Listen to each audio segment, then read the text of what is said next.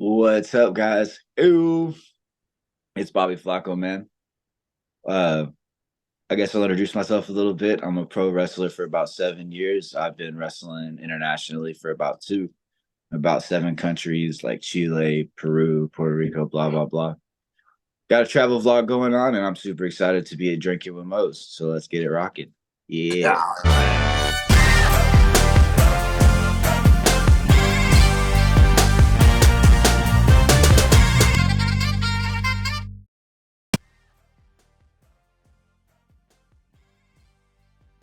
All right, everybody, taking time out before we get this show started. I want to thank Reaper Apparel for having Drinkin' Mo's be a brand ambassador for their clothing line. They got good stuff. They got t-shirts, they got hoodies, they got beanies, they got lots of great stuff, encouraging everybody to break out of their comfort zone, live their best self, and hey, it's something I try to live every day. Now, be sure when you go and you're filling out your order, use the code Drinking at Moe's, get 10% off, and the link and the code will both be in the description. Let's fucking go. All right, take two. All right. You know the drill by now. YouTube, like, subscribe, share, comment, all that good stuff, because YouTube's algorithm is a pain in the ass. Welcome to Drinking at Moe's. Don't forget to leave a review on audio platforms. Today, I'm excited to have with me Bobby Flaco. How you doing? What's up, man? I'm doing good. I got some coffee to be drinking with you, man. Cheers. Hey, cheers. All right, yeah. After the last week or so, personally, I'm like, you know what? I deserve a damn drink after all that. I heard But that. we don't have to go into all that. We are here to talk some wrestling. And the thing that I like to start off with everybody with is what got you started as a fan, and then what got you finally deciding to make the leap into the business. The very first like memories of it for real were like the WCW Nintendo video games. Yep, I got a handful of them over behind camera here. All right. That's what's up. Yeah, and eventually I don't know if my dad was or wasn't into it back in the day, but eventually I would start like watching it with my dad and stuff like that. And like also like when the fucking WWE.com was like a big thing. You could see the highlights and stuff like that, Oh, and like the rankings and like blah blah blah. I don't know if that's still a thing like that, but that time period is like when I think it. All right, yeah, no, I'm always somewhat jealous of when guests come on and they're talking about watching it with their family, because, well, besides the period of time where me and my little brother would watch it, I was really the only one in the family into it. So I never really, I mean, I don't want to say they weren't supportive. They didn't really, they didn't really get it. But then they're like, you know what? It makes them happy watching it, so whatever. Yeah, precisely. Everybody's got that thing they like that everybody else is like, what are you spending all your time doing, bro? You know? Oh, yeah. No, especially back then when I first started watching this stuff. Because, good Lord, being raised in at the time, practicing Catholic household, my parents wanted to go to Mass on Saturdays. And this was during the days of WCW Saturday Night. And I'm just like, God damn, I want to watch wrestling. Heard But that. Yeah, there wasn't no easy recording back in the day. Oh, God, not like today. Not like with the DVRs and stuff. Yeah, and the streaming platforms where everything's on demand. Yeah. Yeah, but nothing like that. But when you finally decided to make the leap into the business, was there a moment that you're like, you know what? I know I want to do this, so I'm just going to do it? Well, I was like 23, I think. And yeah, definitely there was a moment where Well, actually, I don't know if you know my guy Garuda, King Garuda. He's a wrestler that's from around where I'm at. He and I went to the same high school. We partied together in high school, and I always knew him. And I was like, there was a point where he was starting his independent lucha career, and I'm like a fucking car salesman that don't got no kids or nothing like that, you know. And it's like I'm spending all, and even the old guys there that work there, like, what are you doing here, bro? This is like, what are you doing here, like for 60 hours a week selling cars, you know? And like there was just a moment where I was like, I'm gonna go down there and see what the fuck's happening, you know. So I just realized that I gotta not everybody's 23 with like no real I had responsibility because I had like, car payments and houses and blah blah blah, but with no like real responsibility. Oh yeah, So just go nothing try like. this shit out. Oh yeah, no, that's awesome. And you know, yeah, when that age, when you don't have any responsibilities like kids and Mhm. that sort of thing, it's like, you know what? If you got the opportunity, why not? Yeah, at least check it out, see what's Oh happening. yeah. Oh, let's see. We got my dog ain't coming down here yet. He's sometimes he does, sometimes he doesn't. Yeah, I just leave the door open. that's what's up. This is Chula. Hey Oh, Chula. hey. Too Mhm. busy paying attention to you. I know she's the best. Now, especially in those first years, the in-ring personas can be a bit of a feeling out process from everything I've gathered, even before the podcast. Uh, what was it like coming up with yours? Um, it was interesting. It was interesting for sure. I think the broad shitty answer is just like everybody's probably always says this, but you eventually just realize that you got to be comfortable with like you don't got to be comfortable with who you are necessarily, but you got to find who you're comfortable being. And I think this was not a pin. For example, I didn't really understand it at the time. I didn't get it together at the time that I heard it. But Adam Cole said in a seminar, like, so there's like Kane, and then there's Adam Cole, basically, who's like a full blown like monster, and that maybe blurs the lines of reality a little bit to fucking this is just a prick with long hair, you know? But they're both like characters and they're both like who they're comfortable being, you know? So, but like, but you don't have to, but you don't have to necessarily be who you are. That Adam Cole character, he's not a prick, but it's just a little, it's like a little bit easier character for him to lean in on. Maybe like he's not a prick, but the adjectives of that character Yeah, are very easy for him to lean into, I'm gathering. And yeah. that's who he's comfortable being. But there could be in my character is pretty much well exactly where I am going to be. What am I saying? Pretty much a lot of lines with who I am and who I'm growing into be. You know what I mean? But Oh then yeah. somebody else might go behind a mask and be a fucking monster too. It's just who you're comfortable being. Who do you like want to be? You get to be whoever you want to be. Gotcha. Yeah. And the whole thing is it's the character in front of the camera and the person you are behind the scenes, behind the camera, yeah, they're not the same person, like hell, some of the people, especially recently, that in front of the camera play like absolute sadistic sons of bitches, like Swerve, Mm-hmm. like that whole thing he had with Hangman there. It Mm-hmm. was like definitely the good lord. I know if I were in Hangman shoes, I probably would have flipped out. Yeah. But yeah, then the time I actually got to meet Swerve, nicest dude ever.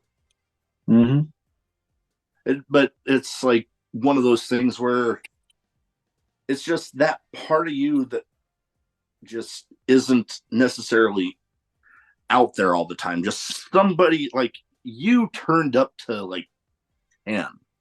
That's me. That doesn't work for everybody. I think that's the way Adam Cole. That's me. But that might not work for everybody. Some might be Yeah, themselves at -5. Maybe tone some shit down. Who knows? true. Yeah, no, whatever. Every different things work for everybody. Now, recently, as of recording, because this is going to air later, but you were in a pretty big tournament. You in that New South Haas tournament. Yes. And, I've been lucky enough, you know, before the tournament, I actually got to talk with Shook. I got to talk with him. And good Lord, some of the names that were in that tournament. Mhm.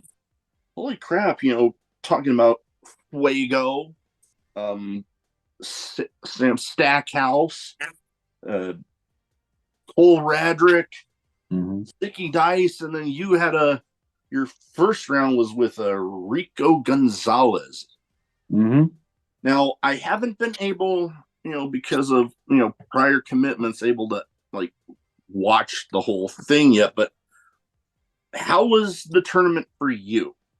Like, what were some of the things you were looking forward to, and how did things shape up? Interactions with everybody there.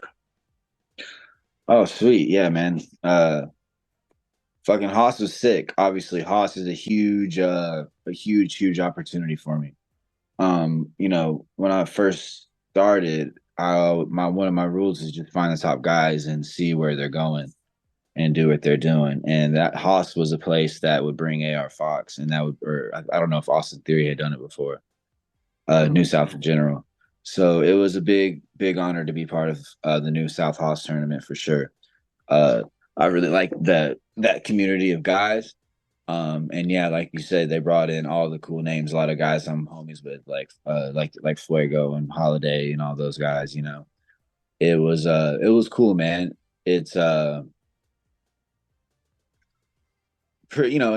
was a nice thing to do during this year. It was a good thing for my level. I think a good little exposure thing. Yeah, Being able to wrestle a big singles in the first round, doing that shit was really cool. I A can lot of fun. imagine. Awesome, yeah. And like I said, I had at least one of the other names on, and New South. I've been starting to you know get some people gathered in to come onto the show from there, including a guy that kind of a jack of all trades, Carmen Michael. Hmm. Yeah, I had him on a little while ago. He was a fun talk. Like, and you know, New South is starting to become one of those promotions that I seem to be gathering up a lot of people that have gone through there. Like, there's been a couple other promotions like Metroplex, MPX down in Texas that's ran by Matthew Palmer and Athena, and then H2O up in New Jersey ran by Matt Tremont. Like, I've lost count of how many people I've had going on through there. So New South, definitely one of those promotions that I'm happy to get to talk to more people through. And now, for I don't think we have to worry about you know spoiler alerts, but for those that might not have been able to watch yet, how was the tournament besides interactions with everybody there, which I'm glad was pleasant? How did things shape up for you there? Oh, I had fun. I don't think it's. Oh, what you said it'll be later. I was gonna say I don't think it's dropped yet, but you said this will be released later, so it probably will have been dropped. Oh yeah, so it's whatever. Yeah, it was me versus Rico in the first match. Rico beat me, but it was like a really, really good match.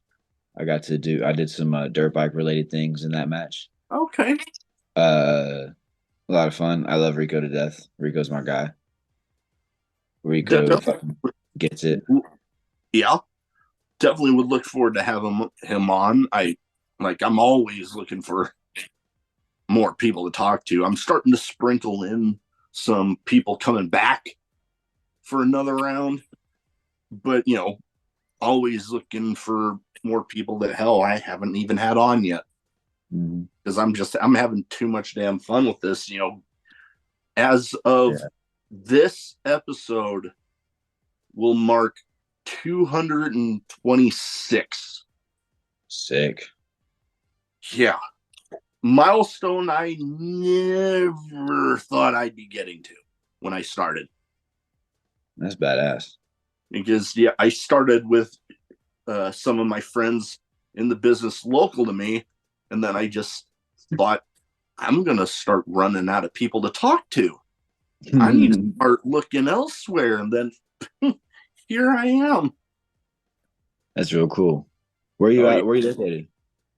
I am in Omaha, Nebraska. Oh wow. Okay. Yeah, you know the talked about Revolver. They kind of, for the Wow. most part, seem to flip flop between Des Moines and I believe Dayton, Ohio.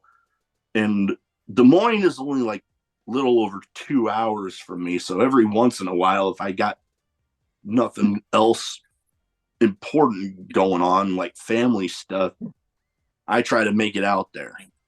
Right. Always a good time. So yeah, we got a good little independent scene in Omaha, Lincoln, out into Des Moines. The Midwest has got some good stuff. Yeah, Revolver's sick. Oh yeah, I've had nothing but great times every time I've gone. It's like a damn party the whole show. Very cool. If you've ever been there live, you know. And then hell, even if you're just watching on like I think it's Fight TV or Triller, whatever the hell they're calling it now. It's on their streaming, and yeah, it's even just watching. It's just a damn party the whole time. Yeah, I'm a fan for sure. Now, another place that I've seen pictures of you at that I've heard nothing but great things about them, and I'm a fan. And I hear it's like a party there too. GCW. Yeah. Now, those shows can get kind of nuts. Like, yeah, they're known for, having some, death match style, but then they're also known for having like killer scramble matches. Mm-hmm. What has it been like for you there? Dude, I fucking love GCW, man. Uh, it's the epitome of like what the fuck I'm trying to do like right now. It's like a party, like you're saying. It's a party, but it's also a goddamn professional like environment. Yeah. Uh, when it comes to fucking like logistics and like referees and like uh talent of wrestlers and like just the things you can pick up knowledge wise, just fucking sitting there getting your own match together, or even if you don't have a match, if you're just helping out, like just listen to what people are doing with their shit and how people carry themselves and how the real top guys like do it, you Oh yeah. know, every time. It's a top notch production on all fronts. And I've been able to and I've been fortunate enough to make a good connection, uh, Good. them. Uh, and I'll definitely be working with them in the future. So That, I'm for real looking forward to it. that is awesome. I've been kind of jealous, some people I know that have been able to go there because, here in Omaha, I think the closest they've come is St. Louis, and that's about 8 hour drive. And yeah, me with Damn. my sleep apnea, my wife ain't gonna be letting me go by myself. Yeah. Feel But that. I That's crazy. Yeah, I'm kind of jealous. Like I said, I'm kind of jealous though because there's been some talent on there that I want to see live really bad. Like Mm-hmm. one in particular, and just because it seems like the moment that first part of his music hits, that entire venue turns into a damn mosh pit with Nick Gage. Like I Oh want to man, go to a GCW show that he's on just so I could be in the middle of that. dude, there ain't nothing like fucking Nick Gage, bro. Ain't nothing I, like him. oh yeah, nope, I completely agree with you. I've been lucky enough to have some of the big names that have come through there on the show. Like it's kind of stuck behind me here, but took me damn near a year. But I finally got done with John Wayne Murdoch, Oh hell and yeah. well, I don't have it displayed behind me, but I had Alex Clone on. He was one of the first big names I had on, and I'm waiting to get something to display him, but he was investing in some new kick pads, so he sold me his old ones Nice. and signed them. So that was something killer. And then I'm trying Very to sweet. think. He doesn't work there anymore, but Kevin Gill, OG Kevin Gill, I had him on. He came on kind of short notice because uh, there was an issue with one of the times that I was gonna have John Wayne Murdoch on. Mm. And then he was like, well, we've been trying to get it done. How about I just jump in tonight? So, boom, we ended up doing that. So, nothing but love to him for that, for sure. But yeah, GCW top notch. I hoping to get to experience that live. Yeah, it's another one of those like things where like, I get to bounce stuff off of Fox, or even just like not less of that, just like listen to the things he says out loud. And he's always been very high on GCW and the way they treated him and all that. So That's good. And another promotion that I actually just saw a video that you did for them. I have actually had the promoter on like, oh, what, one of my early episodes. I can't even remember right now. After 226, sometimes the exact numbers kind of blend together for the dude. early stuff. But the Paradigm Pro, Oh word. now that they're, you know, they're growing. They're, known for some intense stuff with the thing was the UWFI rules and Yeah. some of those matches. And like I gravitate towards that intense stuff. Hmm. And they've definitely had some. Yeah, Paradigm is sick. Now, what are you looking forward to with that one?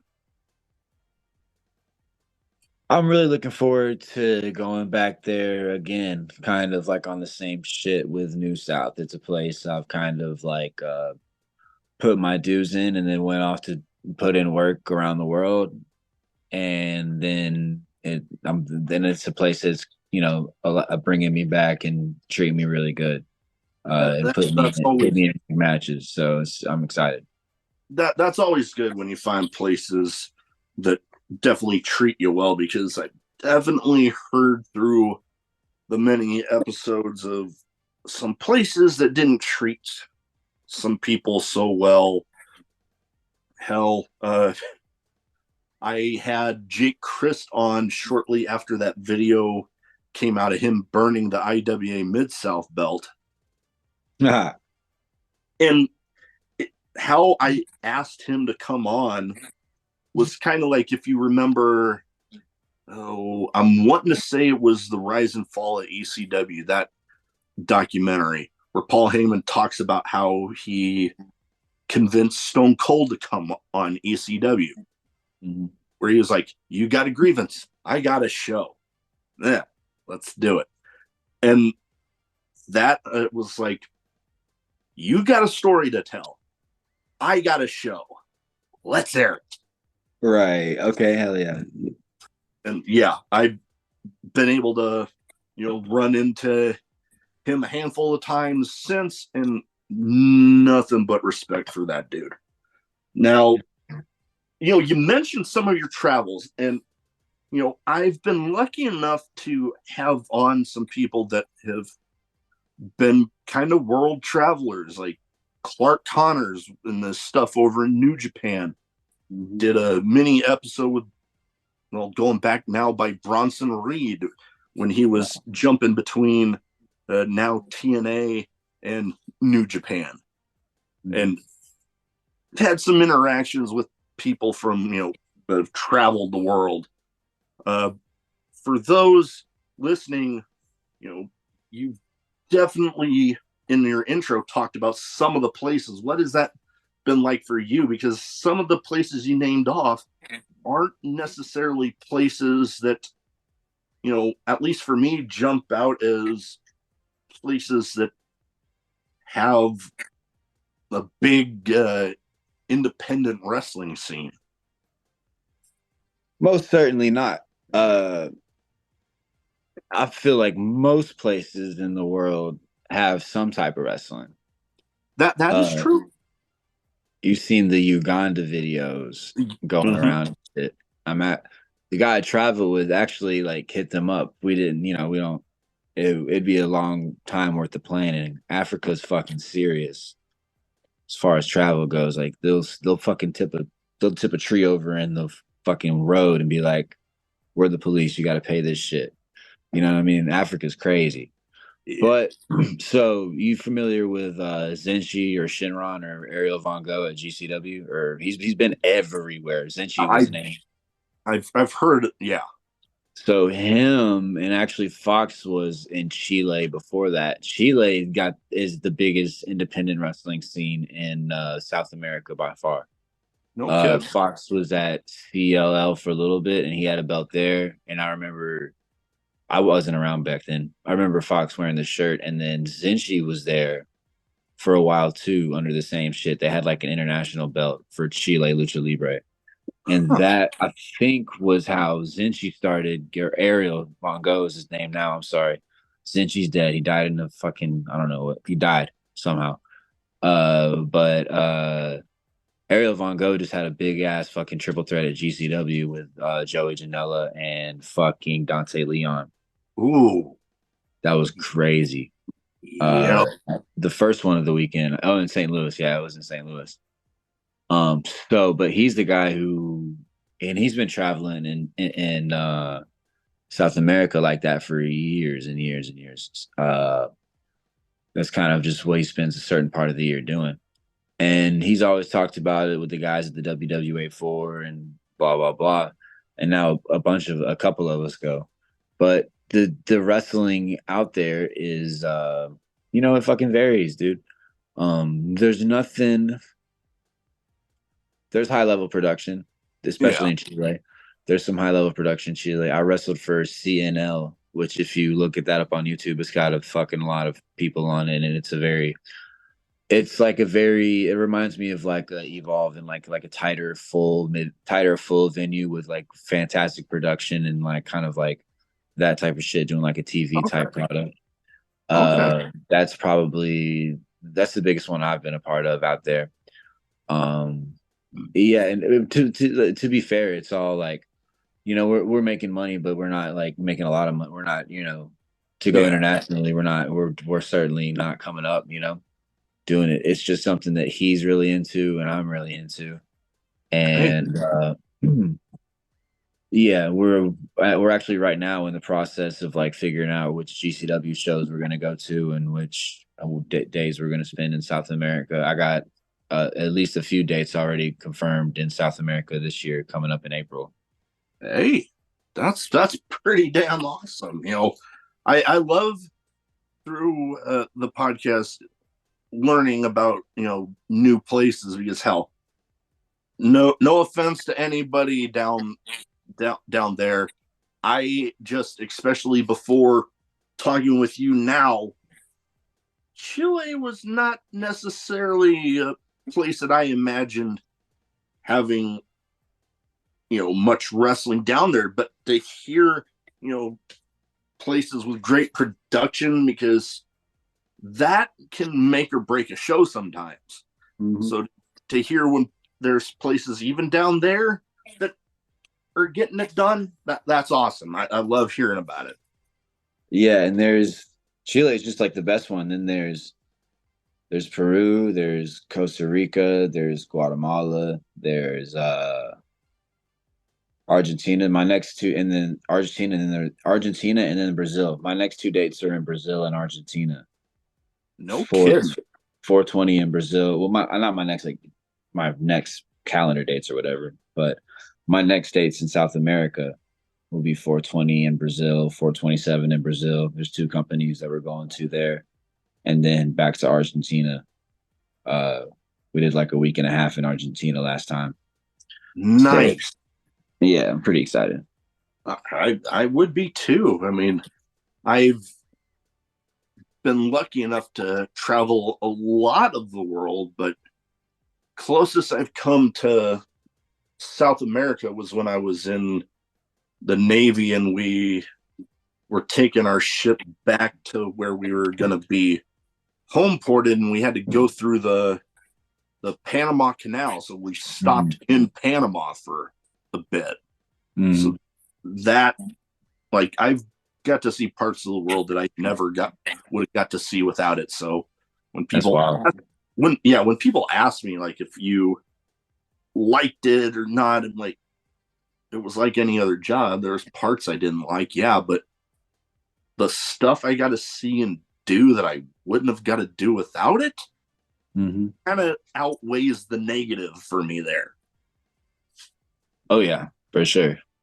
That's really cool. That's a good perspective to have. Oh yeah, I try. Yeah. Sometimes easier said than done, but I try. But you also mentioned about travel blog. Are you doing videos or is it just the blogs?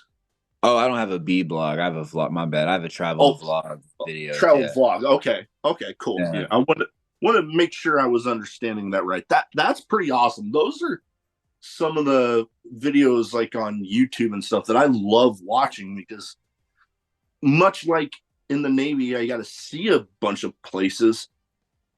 Other places that I haven't got to see, getting to see it through somebody else's eyes that's actually there in the midst of it is pretty cool to me. Oh, dude, it's my favorite thing to watch too. So that's why like I do it. I just posted one up like before. That was what I was doing. That's why my battery was low and I couldn't really go to the thing right off the bat. I was like, I need to, but I'll send you the video of my most recent vlog and stuff like that in my channel. I got about my channel name is Hostel Bob, like hostel underscore Bob. Okay.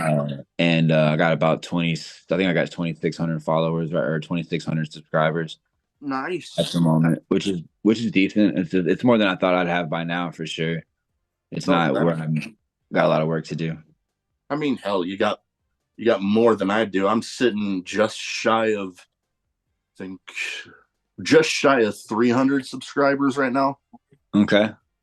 But I do some, it's mostly the interview podcast, for a video version. But then I also have, I'm starting back up with them, doing kind of event vlogs, for different events, wrestling shows that I go to, interacting with, if there's been somebody that I've had on the interviews before, talk with them a bit, if there's any fans that end up wanting to actually be on, talking with them, and just showing the fun that I'm having going to these different places. And, I'm growing, still growing. Hell, just in the last I wanted to say I posted a little joke short of Cody Rhodes's entrance music where after it said the first part of his entrance, and I clipped in a couple other videos to kind of just make it funny.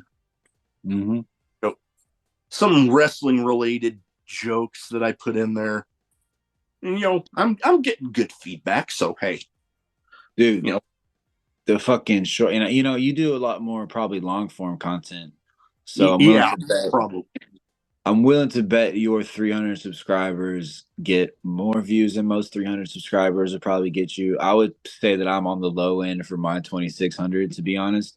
I'm growing a lot, but I'm just doing a shit ton of shorts. I'll probably like where's your monthly at? Do your monthly views, do you mind telling?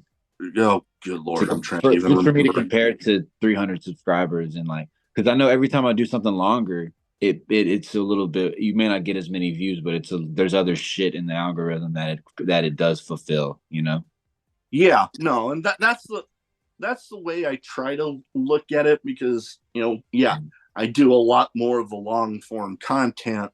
So you know, there are people out there that might not watch a whole long form content video, Mm. but that's why I'll always have the the video and the audio. So that way it's like whichever way you get it, I'm good. As Right. long as you're getting it and you're enjoying it. Yeah, dude, lean into shorts, man. My short success far surpasses my long video success. My long video success looks like I got fucking 300 subscribers. You know, I just put, I just put up a long video today. That's what I was talking about. I'll get like between a couple hundred and like 800 is a good one. I can get like that's how many views on like a long video over time. But they're all like growing a little bit more, a little bit by little. But on a short, like I got shorts that are at like a couple 100,000. Just and those are just like little easy bullshit. But those views count for everything. But obviously, like they're not as fulfilling to all the parts of the algorithm as any other stuff. But it all Yeah, helps. no, definitely. And as I joke with in my little opening spiel, the YouTube algorithm can be a bit of a pain in the ass. Yeah, yeah. It feels hard. It feels easy. Everybody do it. Yeah, exactly. All right. Now, I have two categories I like to round stuff off with. The first one's a bit of a name game where I name off some people and you give me some quick thoughts on them. And, I try to theme it towards the guest as much as possible. And this, as much as I can, sometimes it's people you shared a card with, or, hell, in this instance, there's some names on here that, events that you've been advertising that have some pretty big names on there. So I give you the name, quick thoughts on them. Hell yeah. First one, Jay Lethal. Hmm.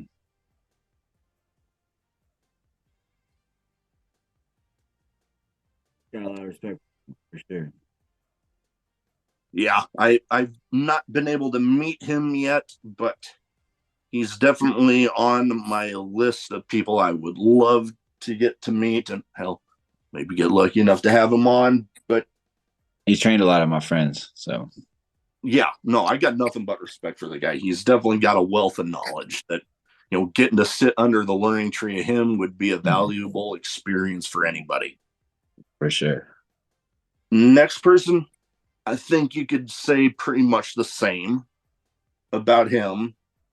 And, he's actually back with AEW in one aspect. QT Marshall. Yeah, QT Marshall's fire. QT Marshall kept the QT Marshall fucking had a lot to do with the amount of respect that wrestling in Georgia's got, and a lot of the success that a lot of people around me have gotten. So, and he's done a lot of selfless things. So I got nothing but respect for him as well. Oh yeah, I from people that I have talked to that have been through the Nightmare Factory, and other people that have worked with him. I have not really heard anybody say anything bad about him. Nah, he's the man, dude. Definitely.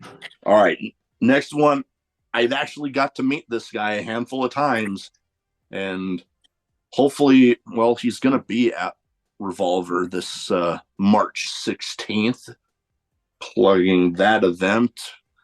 But I got my own little story with this guy, the one called Manders. Oh, now we're talking. Now we're talking. Manders is my fucking guy, dude.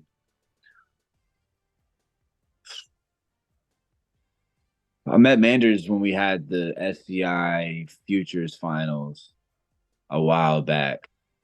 And he's just one of those people in wrestling. You're just like there's no better way to say it, but you're just forced to be around like a lot of people. And nobody, and I'm saying like not saying like that, but you just do interact with a lot of people a lot. And now Manders lives a little bit closer here in Georgia, so he's on a lot of shows that I'm on. And he is doing nothing but elevate every stage he puts himself on, including the ones around here that are not all that he doesn't have to fucking be on. He doesn't have to be doing, and he is around making shit better for everybody. Even at GCW, he actively everybody at GCW presents a positive attitude, but he actively makes things better around him. So That I can agree from the bits that I've personally been around him, and he has a bit of a history with my friends over at H2O Wrestling, yeah, having been a champion there. And I mentioned I have a little story with him. I've actually been able to tell him the joke that I have kind of said uh, on social media, that the second Gear Crew matches might as well be sponsored by Home Depot. yep. And he loved that. And then somebody next to him was commenting on my beard and like, how long have I been growing it? And I'm like, after I got out of the Navy and having to shave sometimes twice a day, I think there's only been once, maybe twice, that I've even come close to clean shaven, and that was only because for a wedding that the bride was damn near insistent on it. So I'm like, give the bride what they want. But I said that me with my bald head, if I tried to go clean shaven consistently, my head would look like a penis. Feel you there, dude. Feel you And there. he was on the floor laughing. Oh yeah, and Manders feels you too. Yeah, I bet he does. And the one that like I said, I've had nothing but great interactions with him. And the one thing that I'm gonna try to tell him the next time I see him is, he has a history with being a part of my favorite college football team's rival with the Iowa Hawkeyes. Well, my favorite team's not them. He was on that team, and mine, the Nebraska Cornhuskers. I live about an hour from Lincoln, so I mean, family and Nebraska. I got pulled into it. They're my team now, but I wanted to joke with him since the last time I saw him.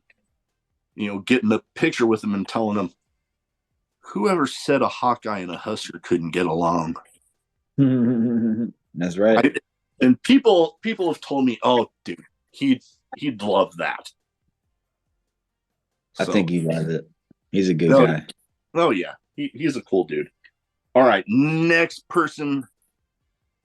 I have been around some rather intimidating in-ring personas, different characters.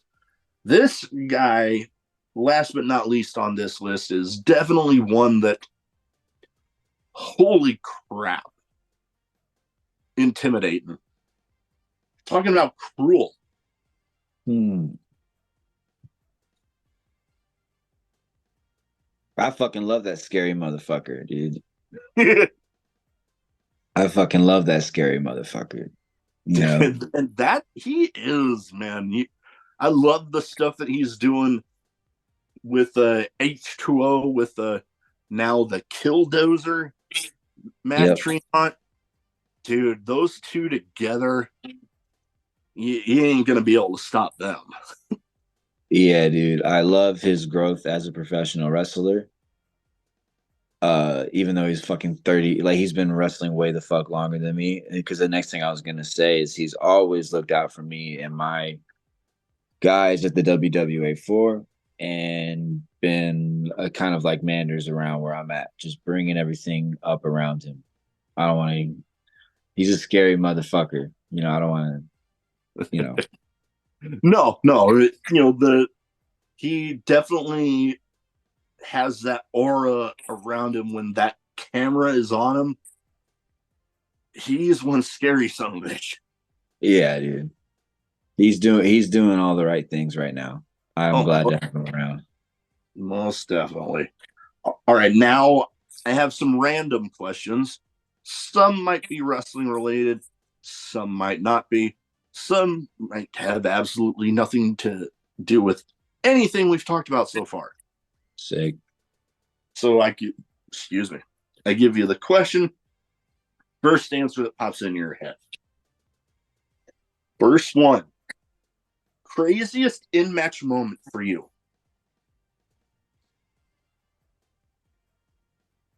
Hmm. It can be a bit of a mind scratcher because sometimes, especially with people that have had pretty long careers, it can be like, there's been so many. How can I choose just one? For sure. It's probably one of the times I got to do my like dirt bike kick spot at GCW. I think more because I did it once in a scramble and once on a 4-on-4 tag. Yeah, they were both really cool moments because I got over as a babyface once and as a heel the next time doing the same Like, shit. So, and those are just like cool. It's more about stuff like that. I'm not crazy going to give cool you. sort of thing. Yeah, yeah, for sure. I definitely still remember. I can feel that moment, and I can't. There's not a lot of times when I can say that for sure. So, yeah, that's No, probably number two. that's awesome because, I love asking that question because I get such a wide range of answers and stories on those answers from the crazy cool like that to, you know, the first big pop somebody receives Yeah. to, you know, oh God, I had a member of the Anawai family on, Lloyd Anawai, and he told me about being in the original ECW and having a match, well, probably a few, but one in particular, a match against New Jack, and they were told specifically, be careful, try not to destroy too much. And then they both end up proceeding to go through a wall, and Paul Heyman yells at them after the match. Right. So I love hearing the stories behind it. And, like I said, wide range of answers from the crazy cool to holy shit crazy to people accidentally shitting themselves in the ring. Like I've heard it all. All right. Last or well not last, but next one, you know, I've displayed some of my hobbies behind me here. What is, some hobbies that you have? I know we talked about the travel vlog. Is there anything else? Yeah, I'm big. I'm big. I'm into dirt bikes, man. traveling is definitely the number one thing for me, maybe even above wrestling at times. Uh, I'm big into dirt bikes and stuff like that. Okay. I have like a little one I do stuff on the ring with, and I have another one too. I like to watch motor supercross races. I like to listen to podcasts and try to grow. I'm having a lot of fun, so I don't need to fucking basket weave or some shit. You know what I mean? Not to Yeah, say it like that, but my work feels satisfying. So oftentimes that's what I'm, matters. That's what matters. I'll, and it's not like I'm going on vacation, but Yeah, yeah, I don't know how good of a relationship I have with the word hobby, but yeah, there's a lot of things I enjoy doing for sure. yeah. Um, Hey, you know, if you're having fun with it, that's what matters. Me with the stuff I have behind me here, I I like some of the stories I get with some of the items. yeah, Like I don't like buying figures already signed. I like being able to take a figure to the person mm. and having that interaction with them that way. Much like I did with Rikishi when I had him sign my head shrinker Fatu one. Oh I got wow, to I got to tell him the story about the head shrinkers being in my first ever WWE show I ever went to, oh wow, that's sick.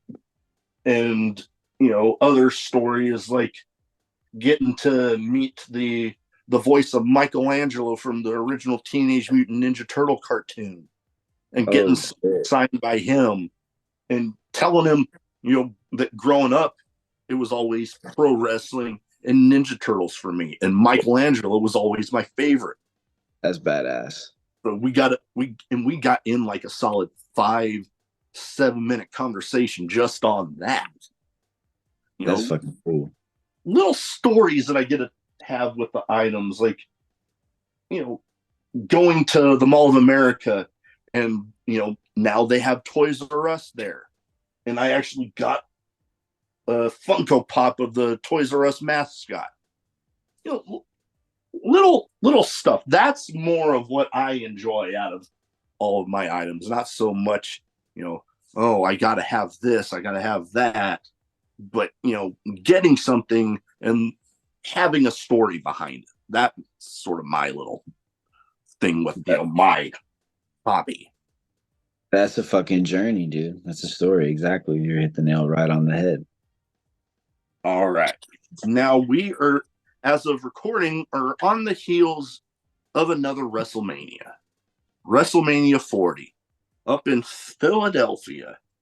And everybody has their favorite matches, their favorite moments. I know I have mine. What would you say is a favorite match or moment from WrestleMania for you? Um,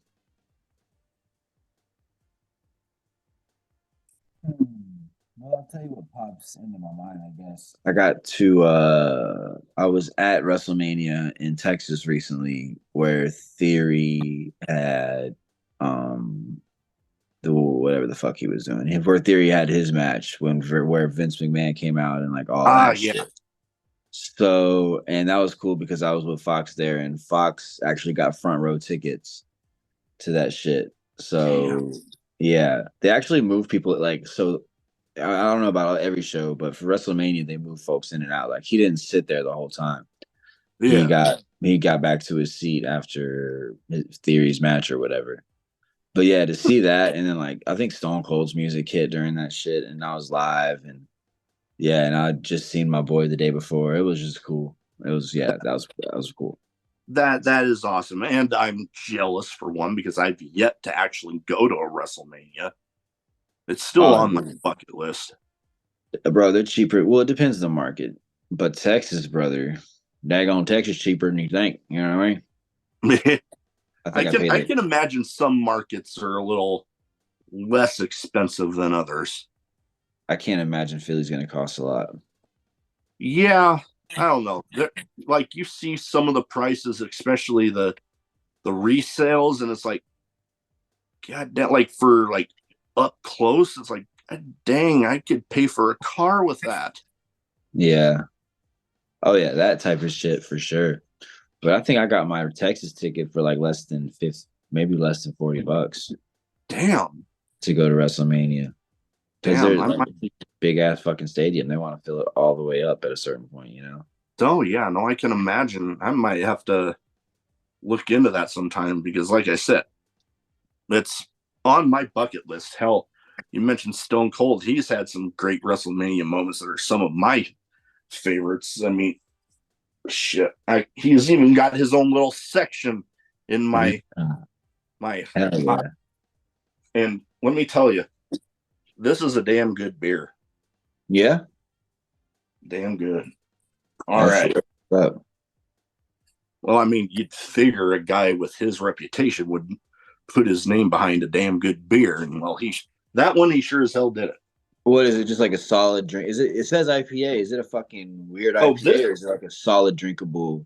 he has an IPA, but this one is the American Lager.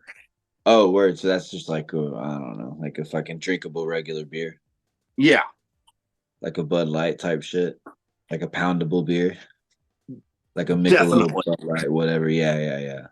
definitely good tasting fucking beer. Definitely. All right, well, Very and hell, perfect segue into my next question because I would feel weird if I didn't have this question in here with the name of a show like I have. But I like to make it clear that just because it says drinking at Moe's doesn't mean the drink has to be alcoholic. I mean, I Mhm. do enjoy a good one every now and then, but favorite drink, whether it be alcoholic or non, or to one of each if you want. My favorite. I like a lot of liquids. I like a lot of liquids. But yeah, as far as beer goes, I love a beer when I'm traveling that's like local, like Oh, just local, you know. same. That And that's. I don't fuck with IPAs or nothing like that. I mean, But I'll drink them, but yeah, yeah, yeah, there's a beer in Guatemala called Gallo, just because Guatemala was the most recently place I've been, and Gallo was a beer that was pretty common there, and it was good. nice. Yeah, and that is also my thing that I love to do whenever I travel to anywhere. Like if I'm drinking something, I like to try to do some of the local stuff. Stuff that I'm not gonna get out here in Omaha unless they have some particular big distribution deal. Yeah. Definitely. Now, last but not least here, best advice you have for anybody wanting to get into wrestling.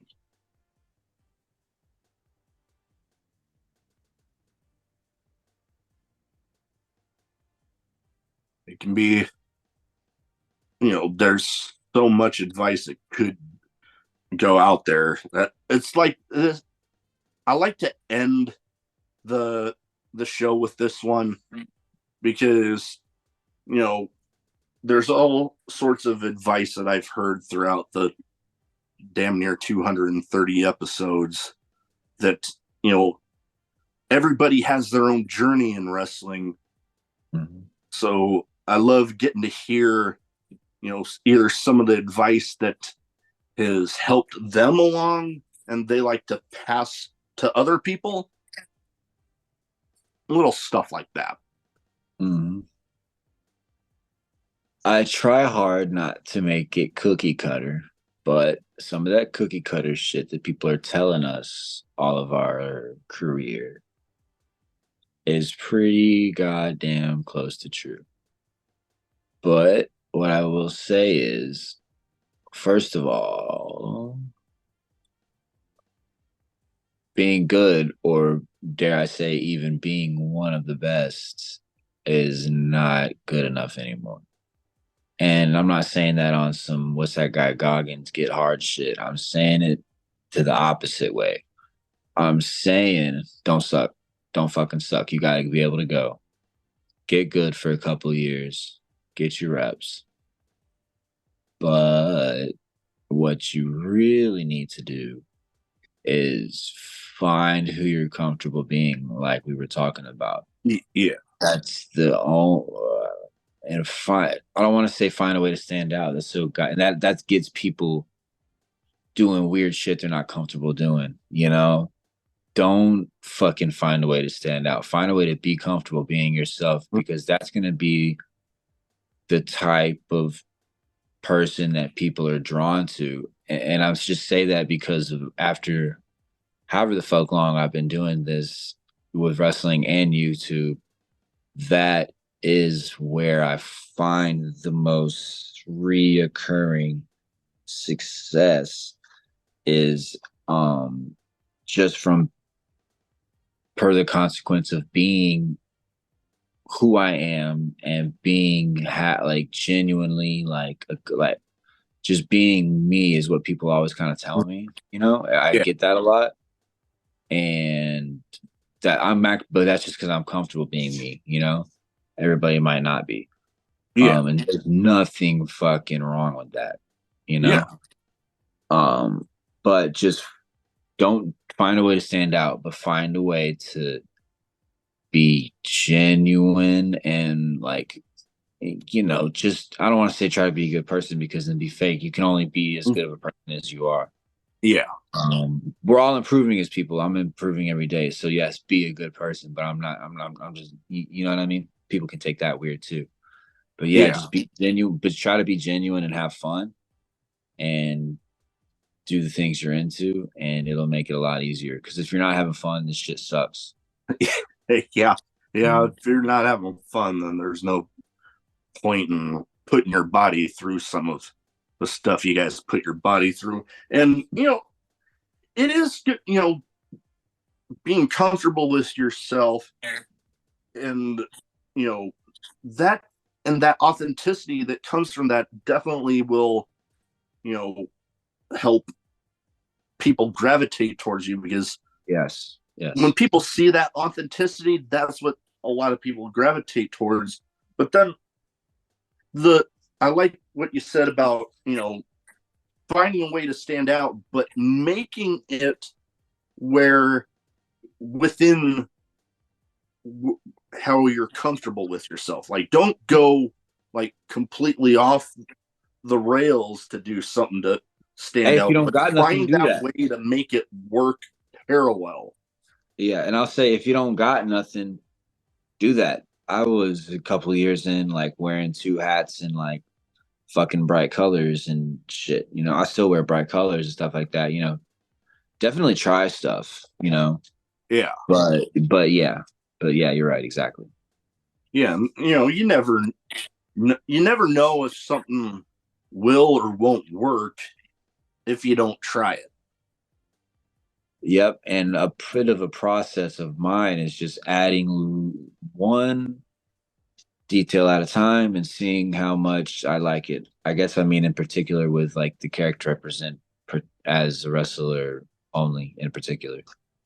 Um, and those are like just really more elements of my like real life if it's nothing else. But like for example, I need to add. I think it's kind of a corny word, but it's popular and it's a thing that I do. I need to kind of add the word like backpacker to like one of the catchphrases or gimmick or like blah blah blah blah blah or whatever, and just adding little things that you think either like might add to it or might be fun to do. And then like if you don't like it, guess what? I don't have to wear the fucking backpack. Or I don't think I'm gonna wear a fucking backpack. That's just lame. But you know what I mean? Like I Yeah. just little that's just me experimenting with it right there. Just figuring because you gotta evolve. You must evolve. You can't Oh yeah. No. don't fucking stay the same. Don't. Oh yeah. No, there's No matter I struggle with it no matter when because I have success with certain things. But if yeah. anything, just add. Once you if you keep adding, you'll eventually maybe take something away, and that's fine. Oh yeah. But always evolve. Oh yeah. And there's definitely people out there that have proven that if you're able to evolve your in-ring persona, that's just gonna give you that much more longevity to your career. Like, look at all the different iterations of Jericho there's been.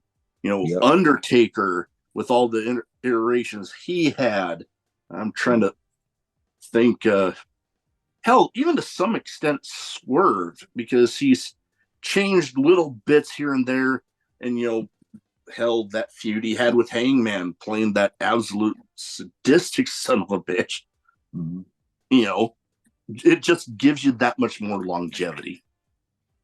Precisely. You, there's certain things about everybody that probably will stay the same, and maybe they should. There's certain things about the travel vloggers that I rely on and I go to for that I go to them for. you Yeah. know and I'm sure there's certain things that people come to me for as far as a wrestler, or even like as far as YouTube is concerned. But yeah, you must like change and like evolve and add to it because everything gets tired. Everything. Oh yeah. Well, before we go, where can people find you social media wise? So if they don't already have their eyes on you, they can go ahead and get them there. Sweet, man. My number one thing I'm pushing right now is my YouTube for the travel vlog. Yeah, I'll send you the shit. I don't know, maybe definitely. if you could put it in the video or the Oh yeah. No, I'll get description it or in whatever. the description for sure. It's hostile_Bob at hostile_Bob. It's my YouTube channel. It's really like the real life travel vlog type style, just like me and a camera, going through. I mean, getting chased by dogs in Mexico, going through Peru, Chile, Argentina, all kind of stuff. Costa Rica, staying in the jungle of Costa Rica, Amazon River. There's a lot of stuff on there, and I really, really enjoy doing that. So I want to make that grow for sure. Oh, most Uh, stuff. all of my other pages have both wrestling and travel on it. Instagram is Bobby Flaco 4. Um, you know, I think that's what it is. I got some old ones, but look at the one that looks recent. It'll be. Speaking of evolving, if it's like the old profile, it won't look nothing like what I didn't even do the travel vlogs back then. Gotcha. So, Yeah, but I'll yeah, keep that. Yeah. I'll send them to you too, so you got them in the description to check. My Twitter Cool. is Bobby Flacco. My Twitter is Bobby Flacco WWA4 as well. That's a good mixture of the travel and fucking wrestling too. Okay. Cool. Yeah, no, we'll get all of it in the description. Get people pointed your way because I know I'm definitely going to be checking more of the travel vlogs and all that out because, like I mentioned, that's some of the YouTube that I definitely gravitate towards. So I'll definitely be throwing my support out that way. Anyways, that is about all I have. Thank you for taking the time to talk to me tonight. And best of luck out there with those world travels and everywhere else you got going on this year. Thanks, man. Thanks for having a drink with me.